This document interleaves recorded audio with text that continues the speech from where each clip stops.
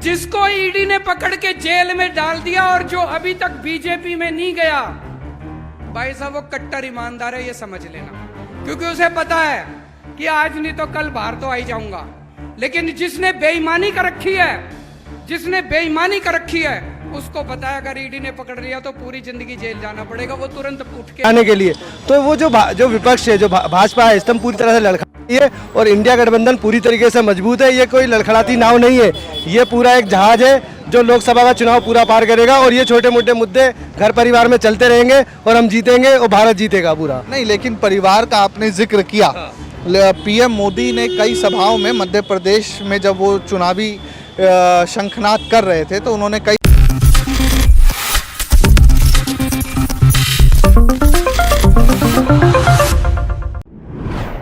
Nation news में आपका बहुत बहुत स्वागत है। मैं हूं आपके साथ अबरारुल हक रहमान। खास प्रोग्राम मुद्दा आज का में चर्चा करेंगे आम आदमी पार्टी के ऊपर हो रही उन तमाम ईडी की कार्रवाइयों को। दरअसल इस वक्त कार्रवाइयों का दौर, गिरफ्तारियों का दौर और साथ ही सुनवाइयों का दौर साथ में चल रहा है। आज भी मनीष सिसोदिया को लेकर के सुनवाई हुई, संजय सिंह को लेकर के सुनवाई से पहले हुई थी और अब केजरीवाल की गिरफ्तारी पर भी मामला लगभग बनता नजर आ रहा है। दरअसल ऐसे समय पर और ऐसी परिस्थिति में यह पूरा खेल हो रहा है दर्शकों, जिसको लेकर के साफ तौर पर सभी के जहन में ये सवाल पैदा होते हैं, क्या ये एक राजनीतिक प्रोपेगेंडा है? क्या ये राजनीतिक लाभ उठाने के लिए इस ढंग से जो है इस पूरे मामले को कहीं ना कहीं प्रायोजित तरीके से जो है थोपा जा रहा है? और अब सोचिए कि अगर किसी एक नेता की गिरफ्तारी के 200 दिनों के बाद भी ईडी ये कह रही है कि वो इस मामले को साबित कर देंगी, वो इस मामले पर पक्ष को स्पष्ट तौर पर रखते नजर आएंगी, लेकिन अब तक इस मामले में उन्हें कोई बड़ी कामयाबी नहीं मिल पाई और जिसकी वजह से ये कहा जा रहा है दर्शकों के इससे कहीं ना कहीं भारी नुकसान उनका होता हुआ नजर आ सकता है। लेकिन सबसे पहले आप ये समझिए कि अगर आम आदमी पार्टी के ऊपर हो रही उन तमाम कार्रवाइयों से आम आदमी पार्टी कमजोर हो जाएगी और अगर आम आदमी पार्टी यहाँ पर डर जाएगी तो ये भाजपा की भूल है। और ये कोई मैं नहीं कह रहा या फिर और जो है आप कह सकते हैं कि यहाँ पर आम आदमी पार्टी के नेता नहीं बल्कि आम आदमी पार्टी के संयोजक अरविंद केजरीवाल कह रहे हैं। अरविंद केजरीवाल ने भरे मंच से ये बयान दिया था दर्शकों और साफ तौर पर यह कहा था कि भारतीय जनता पार्टी में जो नेता डर कर शामिल हो गए उन नेताओं के घर ईडी नहीं पहुंचती और जो डट कर मुकाबला कर रहे हैं उन नेताओं को कहीं ना कहीं इस मामले में जानबूझ करके एक के बाद एक फंसाया जा रहा है। आइए आपको सुनाते हैं उनके इस बयान।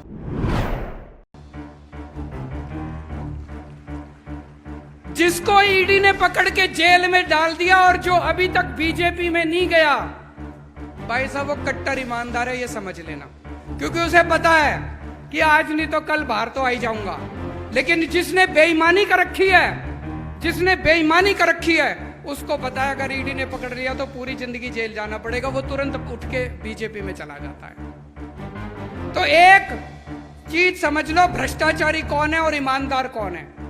जो आदमी ईडी के डर से बीजेपी में चला गया वो भ्रष्टाचारी है और जो ईडी की रेड के बावजूद अगर ईडी ने गिरफ्तार कर लिया और बीजेपी में नहीं जा रहा वो कट्टर ईमानदार है। पूरे देश में आज चर्चा हो रही है कि प्रधानमंत्री जी का एक दोस्त है। कौन है? कौन है?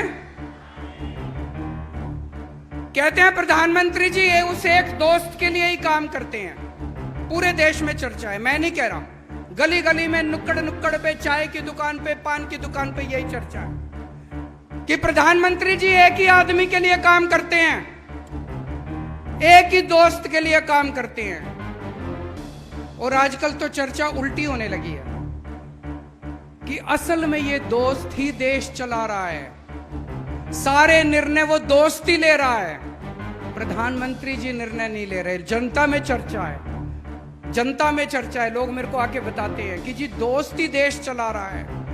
कानून उस दोस्त के ऑफिस से बन के आते हैं और पास होते हैं। वो दोस्त ही निर्णय लेता है। और जब आप वोट डालने जाते हो, आप सोचते हो मैंने मोदी जी को वोट दिया। आपका वोट मोदी जी तक नहीं पहुंचता। आपका वोट मोदी जी के जरिए उनके दोस्त तक पहुंचता है। आपका वोट दोस्त के पास जाता है। जब आप वोट डालने जाओ तो ये समझ लेना, ये स्थिति बेहद खतरनाक है कि अगर कोई एक दोस्त देश चला रहा है तो ये स्थिति बड़ी खतरनाक है। ये लोग कह रहे हैं हम केजरीवाल को गिरफ्तार करेंगे। मैं उनको कहना चाहता हूं, मेरे को तो गिरफ्तार कर लोगे, मेरी आवाज को कैसे दबाओगे, मेरी आवाज को कैसे रोकोगे? आप मुझे गिरफ्तार कर लो, मोदी जी मेरे को गोली मार दो, केजरीवाल मर जाएगा, लेकिन आपके नींद के अंदर भी आपको मेरी आवाज सुनाई देगी, आपके कानों में मेरी आवाज गूंजेगी। मरने के बाद भी मेरी आवाज आपको चैन से सोने नहीं देगी मोदी जी। अंग्रेजों ने भी यही सोचा था। भगत सिंह। तो आपने सुना दर्शकों, अरविंद केजरीवाल साफ तौर पर ये कह रहे हैं कि भारतीय जनता पार्टी के खिलाफ वो इस मजबूत लड़ाई में तब तक डटे रहेंगे जब तक वो जीवित है, और किसी भी तरीके से वो पीछे हटने वाले नेताओं में नहीं।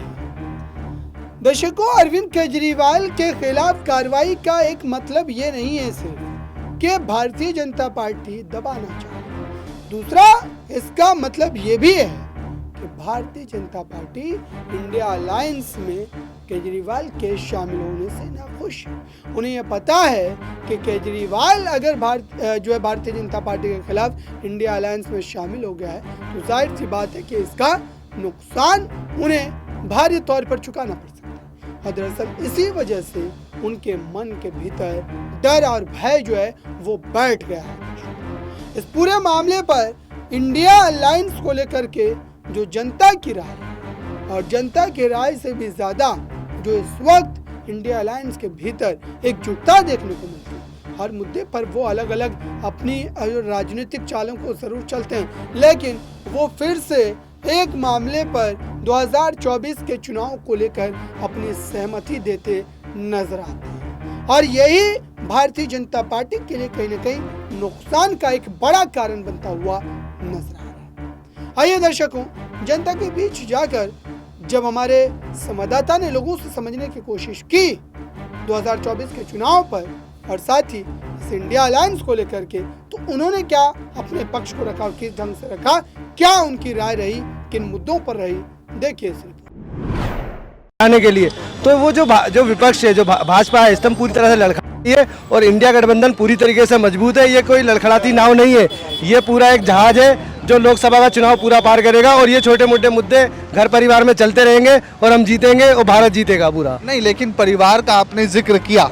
पीएम मोदी ने कई सभाओं में मध्य प्रदेश में जब वो चुनावी शंखनाद कर रहे थे तो उन्होंने कई सभाओं में बोला कि ये गठबंधन इंडिया का नहीं है, ये भ्रष्टाचारियों का गठबंधन है। और रही बात, आपने परिवार की बात कही, तो परिवार से ज़्यादा आपको लगता नहीं है कि राजनीतिक स्वार्थ का गठबंधन है?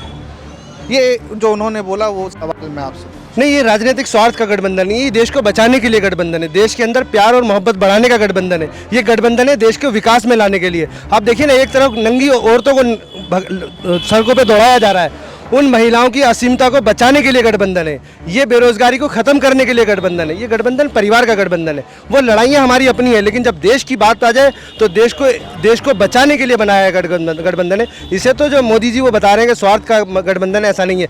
आप देखिए, अभी तो 28 ही दल एकजुट हुए हैं और उनके तो 38 दल है। उस दल में तो जो एनडीए है वो 38 दलों का एक दल है। तो क्या वो गठबंधन स्वार्थ का गठबंधन नहीं है? वो राजनीतिक से सत्ता पाने का गठबंधन नहीं था, तो वो गठबंधन है ऑलरेडी। तो ये जो गठबंधन है, ये देश को बचाने के लिए गठबंधन है। अच्छा, एक सवाल साहब मैं आपसे ले लेता हूँ कि अगर कांग्रेस 5 राज्यों में जीत जाती है, 5 में से 4 में भी जीत जाती है, तो इसका कैसे हम भरोसा कर ले कि कांग्रेस अपने साथी जो गठबंधन के घटक दल हैं उनको संपूर्ण सम्मान देगी? देखिए, सबसे पहले आपने देखा को यूपीए 1 यूपीए 2 दोनों गठबंधन थे। कांग्रेस कभी अपने वादे से नहीं मुकरती। कांग्रेस 16 राज्यों में निजी सरकार से चली थी, यूपीए 1 और यूपीए 2 में। क्या उन्होंने अपना गठबंधन तोड़ा किसी से? कौन से ऐसे? तो आपने देखा दर्शकों, क्या वाकई इस तरीके के मुद्दों को लेकर के साफ तौर पर यह कहा जा सकता है कि अब भारतीय जनता पार्टी के खिलाफ जो माहौल बना था वो और ज्यादा गंभीर रूप इख्तियार कर सकता है, क्योंकि अभी भी जनता इस पूरे मामले को लेकर के काफी ज्यादा आक्रामक है, काफी ज्यादा जो है गुस्से में है, क्योंकि महंगाई, बेरोजगारी और जो आप कह सकते हैं भ्रष्टाचार जैसे मुद्दे लगातार उफान पर है और उसकी रोकथाम के लिए कोई भी सख्त कदम जो है केंद्र की सरकार उठाने में सक्षम नहीं। किसी भी तरीके से नहीं कहा जा सकता कि केंद्र इस पूरे मामले पर अंकुश लगा पाया है या अंकुश लगा पाएगा। बिल्कुल भी दूर दूर तक ये नजर नहीं आता है। अब देखना ये होगा कि संजय सिंह और उन जैसे तमाम बड़े नेताओं को किस तरीके से यहाँ पर राहत मिलेगी। क्या कोर्ट कोई बड़ी शर्त के साथ उन्हें राहत देता नजर आएगा? क्योंकि अब तक अगर देखा जाए संजय सिंह जिस तरीके से तारीख पर तारीख हाजिर होते चले जा रहे हैं, ऐसा लग रहा है कि कहीं ये भी मामला मनीष सिसोदिया जैसा ना बन जाए। लेकिन अभी भी एक उम्मीद की घड़ी है और ये साफ तौर पर मान करके चलिए कि संजय सिंह को छोड़ना ही पड़ेगा, क्योंकि ईडी अब तक कोई सबूत नहीं पेश कर पाई। फिलहाल इस खास रिपोर्ट में इतना ही। जुड़े रहें बड़ी खबरों के लिए नेक्स्ट 9 न्यूज़।